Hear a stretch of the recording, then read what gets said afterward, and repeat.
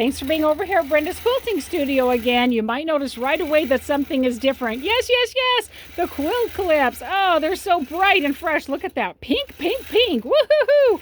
The other ones are just wearing out. I use them so much. I love them. I find them necessary to hold down every single quilt, and they just were cracking and wearing out, and I finally got a new set. And aren't they bright? They just add so much cheeriness here to the quilting studio. I'm enjoying them a lot. They're very tight right now, so we'll have to let them loosen up over time. I can't attach them with just one hand, that's for sure. Let's talk about the quilt itself. 65 inches square hanging basket. Have you made a hanging basket quilt before?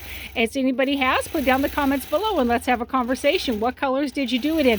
This is kind of in the Native American colors right here. The design I'm putting on it is my Stippling Coral, which has a really nice native design to it right there. And I'm actually doing it in my light tan color of thread, which is showing up in the darker areas, but subduing in the light areas. And interestingly enough, that's an intriguing contrast because sometimes people want to emphasize what the design is and it brings it out by using a darker color.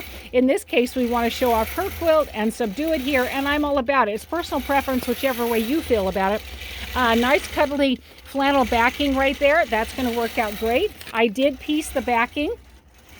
She brought it to me one long piece, and so I trimmed it and stitched it together and pressed it open. That is a service that I offer over here at Brenda's Quilting Studio, so be aware of that if that's a need that you have. Let's talk about the pieces in here. Because all of these, oh, that means that she wants to have a new bobbin. We'll trade her in just a minute.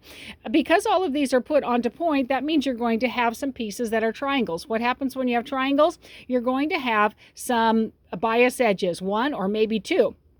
When you have bias edges, you need to be very gentle in your pressing process. When we come down here and look at how it's coming over, cascading over the edge of the quilt, there is some fullness in some of these triangle areas, and that can happen because of stretching, pulling, pressing issues right there. Now, the design I'm putting on it, I'm doing this also specifically to help pull in some of that fullness. When you're Brenda's Quilting Studio, I help you choose a great design, and this is going to help to bring in some of that fullness because of the density of the quilting, which is a great bonus to it right there. Let's check out the backing of the quilt.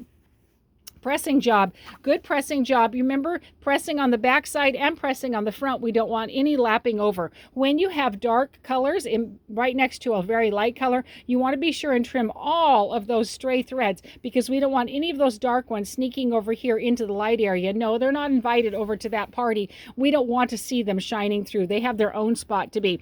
I'm going to give her a new bobbin and we're going to move on to the next activity here at Brenda's Quilting Studio.